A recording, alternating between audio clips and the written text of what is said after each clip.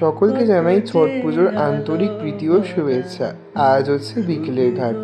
দেখো কি সুন্দর লাগছে, সকলে এখন ঘাটে নেমে গেছে আর কিছুক্ষণের মধ্যেই হয়ে যাবে সূর্যাস্ত। তার জন্য সকলে খুব তাড়াতাড়ি করে ঘাটে নেমে গেছে। 2 বছর পর আবার এবার আমি এসেছি ছট ঘাটে। আসবো আসবো করে আসাই হয় না, বিভিন্ন কাজ পড়ে যায়। কিন্তু আগে জানো তো, ছোটোবেলায় মা আমাকে যখন সারদা স্কুল থেকে মানে জুনিয়র স্কুল থেকে নিয়ে বাড়ি ফিরতো, তখন আমরা ছটের দিন এসে ছট ঘাটে আসতাম। ভোরবেলা খুব কমই আসা হতো, কোনো বছর বা কোনো বছর যদি বাবা নিয়ে আসতো ভোরবেলায় তাহলেই আসা হতো, তাছাড়া হতো না। ভোরবেলা তো খুব ঘুম ভাঙতেও চাইতো না, ওই জন্য আর জোরাজুরি করতাম না শরীরটাকে নিয়ে। কিন্তু এখন যত বড় হচ্ছি, ছটের প্রতি একটা আলাদাই ভালোবাসা আসছে। কারণ যখন দেখছি এই ছট পুজো করে লাখ লাখ কোটি কোটি মানুষের মনের বাসনা পূরণ হয়, তখন কোথাও গিয়ে যেন মনে হয় যদি নিজেরও মনের ইচ্ছাটা পূরণ করা যায় ছট পুজো করে। এর জন্য ইচ্ছে হচ্ছিলো এবার আমি পুজো করব। কিন্তু ওই যে আমাদের অনেককে বলে দিয়েছে যে এবছরটা করতে না কোনো পুজো, ওর জন্য আর কোনো পুজো সেরকমভাবে করব না। ইচ্ছে আছে সামনের বার ছট পুজো করব, খুব ভালো করে যেভাবে উপোস করেই করে সেভাবেই করব, 4 দিনের উপোসটা করেই করব। আর এই যে আমরা চলে এসেছি থানাপাড়ার এই দিকটায়, এই দিকটায় হচ্ছে দাদামণিরা মানে চন্দন দাদামণি যে বাড়ির ডালা নিয়ে আসি, সেই বাড়ির কাকিমণিরা এখানে থাকে। ওই কাকিমণিরা খুব ভালো, আমাদের সাথে খুব ভালো সম্পর্ক। আর ওই যে দেখছো সামনে একটা মেয়ে পিঙ্ক আর সাদা জামায়, ওটা হচ্ছে বেবি, ওই কাকিমণির মেয়ে। আর এই যে বেগুনি শাড়িতে ওই কাকিমণি, এখন দাদামণির মাথায় ওই যে দাউরা বলে ওটাকে খুব সম্ভবত, ওটা এখন তুলে দেবে। দাদামণি অনেক বছর থেকে এই কাকিমণিদের বাড়ির দাউরাটা নিয়ে আসে। আর এই দেখো গোপুসোনাও কিন্তু এসছে এখানে, কারো বাড়ির হয়তো, কি সুন্দর দেখো।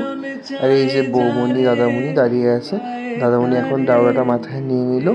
দাউরা বলে হিন্দিতে, আর আমরা তো বাংলায় ডালাই বলি।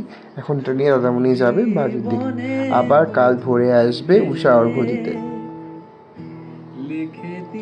আর দাদামণির কাছে যবে থেকে দাদামণি আমার সাথে পরিচয়, তবে থেকে এই কাকিমণির বাড়ির ঠেকুয়া তো খাওয়া মাস্ট।